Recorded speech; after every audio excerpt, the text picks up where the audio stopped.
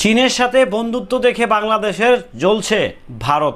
চীনের সাথে বাংলাদেশের বন্ধুত্ব দেখে রীতিমতো অন্য প্রস্তুতি নিতে যাচ্ছে আমাদের বন্ধু প্রতিবেশী রাষ্ট্র, বন্ধু প্রতিবেশী দেশ ভারত, যেখানে বাংলাদেশের অগ্রাধিকার সবচেয়ে বেশি পাওয়ার কথা ভারত থেকে, ভারতেরও সবচেয়ে বেশি অগ্রাধিকার পাওয়ার কথা বাংলাদেশ থেকে। তার বিপরীত কেন? দেখেন, আজকে বিবিসি নিউজ একটা রিপোর্ট করেছে, সেটা রীতিমতো বিস্ময়কর, ভাবনীয়। কেন ভাই এমন হলো? স্বাভাবিক না? হওয়াটাই তো স্বাভাবিক ছিল, না হওয়া ছিল অস্বাভাবিক। হ্যালো এভরিওয়ান, আসসালামু আলাইকুম। শিমুল আছি আপনাদের সঙ্গে। আপনারা জানেন যে মাননীয় প্রধানমন্ত্রী জনাব তারেক রহমান চায়না ভিজিট করেছে, মালয়েশিয়া ভিজিট করেছে, সব কিছু ঠিকঠাক আছে। ওনার নয়াদিল্লি ভিজিট করার কথা ছিল, যায়নি। ভাই, দেশের মানুষ যেটা চাবে সেটা কেন হচ্ছে দেশের সরকার করবে? সরকার কিন্তু হচ্ছে জনগণের প্রতিনিধি। সরকার সর্বোচ্চ ক্ষমতার অধিকারী বাংলাদেশের প্রেক্ষাপটে। উনি বাংলাদেশের সকল ক্ষমতার, যেহেতু উনি 3 বাহিনীর প্রধানমন্ত্রী নিজে একাই, যতটুকু জানি। সো উনি যেহেতু একটা খুব পাওয়ারফুল ব্যক্তিত্ব, ওনাকে পাওয়ারটা দিয়ে থেকে জনগণ। সো জনগণ যেটা চাইবে সেটা তো সরকার প্রধান কখনোই করতে পারবেন না। সো জনগণ চাইছেন উনি হচ্ছে অন্য কোনো দেশ ভিজিট করুক, সেটা হতে পারে মালয়েশিয়া, সেটা হতে পারে চায়না, সেটা হোয়াট এভার দ্যাট কিছু একটা হতে পারে। জনগণের চাওয়া, জনগণের আশা আকাঙ্ক্ষা উনি বুঝতে পারছেন। উনি ওই জনগণের পালসেনটা উনি ধরে ফেলছে।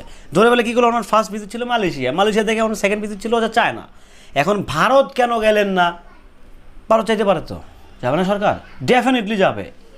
ফরেন পলিসি করতে অবশ্যই যেতে হবে, আর যাবেও তো। এখন সেদিকে যেতে চায় না। আমার কথা হচ্ছে, অনেক বেশি চিন্তিত মনে হয় ভারত বাংলাদেশকে নিয়ে, বিশাল আকারে চিন্তিত। কারণ যেহেতু চায়না বাংলাদেশকে প্রস্তাব দিছে যে যদি বাংলাদেশ চায় তাহলে মায়ানমারের উপর দিয়ে বাংলাদেশকে রাস্তা দেওয়া হবে, একটা ট্রানজিট দেওয়া হবে, যেখানে হচ্ছে বাংলাদেশের পণ্য যাতায়াত করবে, চায়নার পণ্য যাতায়াত করবে। অর্থাৎ বাংলাদেশের অর্থনীতিটাকে আরও একটু ওয়াইডলি দেখাতে যাচ্ছে। কিংবা সরকার প্রধান যদি রাজি থাকেন তাহলে হচ্ছে চায়নার সরকার প্রধান এই কাজটা খুব দ্রুত গতিতে করবেন। এই কথাটা শুনে মনে হচ্ছে আমাদের প্রতিবেশী রাষ্ট্র, আমাদের বন্ধু রাষ্ট্র, বাংলাদেশের বন্ধু রাষ্ট্র আমরা বলি, আসলে কতটুকু বন্ধুত্বের পরিচয় দিন ওনারা ভালো জানেন, আমি সেদিকে যেতেই চাই না। বাট যেটা মনে হয় যে এইটা নিয়েই বেসিক্যালি হচ্ছে ওনারা খুব চিন্তিত। যদি মায়ানমার রাস্তা দিয়ে দেয়, আর মায়ানমার তো হচ্ছে চীনেরই ওয়ান কাইন্ড অফ সরকার, যদি দিয়ে দেয় তাহলে হচ্ছে ভারত থেকে অনেক কিছুই, মানে বাংলাদেশ অনেক কিছু হচ্ছে চায়না থেকে পারচেস করবে। স্বাভাবিক, বাংলাদেশ যেখান থেকে সুবিধা পাবে, যেখান থেকে সেখানেই তো যাবে। এটা তো রাষ্ট্রনীতি না, এটা প্রত্যেকটা নীতিতেই ভাই, যে যখন যে ফ্যাসিলিটি পাবে সেই ফ্যাসিলিটিতে যাবে। তো এটা নিয়ে বাড়তি বেসাল করার লাভ নেই। তো দেখ, এখন আমার কথা হচ্ছে, এই যে চিন্তিত ভারত, দেখেন ভারত কিন্তু চাইলেই পারতো বাংলাদেশের দিকে আগে আসতে। অথচ ভারত চায়, ভারতের গভর্নমেন্ট চায়, ভারতের ফরেন পলিসি কিন্তু চায়, কিন্তু ভারতের যারা কিছু আতিপাতি নেতা আছে না, চোর ছেচর, যারা ঠিকমতো কথা বলতে পারে না, মুখ থেকে থুতু আসে, কথা বলতে একবার 100 বার, মানে একটা কথা বলতে গেলে 100 বার থুতু চলে আসে, এরা আসলে মাতব্বরি করে। এদের মাতব্বরির কারণে এবার দেশের জনগণ গেছে খেপা।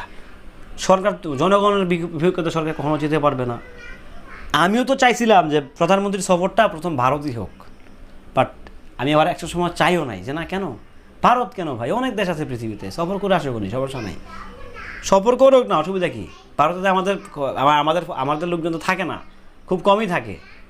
উনি যাক বিভিন্ন দেশগুলো, যেখানে আমাদের প্রবাসী ভাই বোনরা থাকে সেখানে যাক, সমস্যা কোথায়? ঠিক সেটাই করলেন। যাই হোক, যার মাথা তার ব্যথা।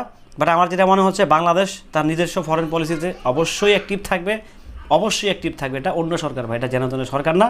এটা হচ্ছে জাস্ট এক কথায় বলবি, ওয়ান দ্য ফায়ার। যা করবেন জেনে শুনে বুঝিয়ে শুনেই করবেন। ভালো থাকবেন, সুস্থ থাকবেন।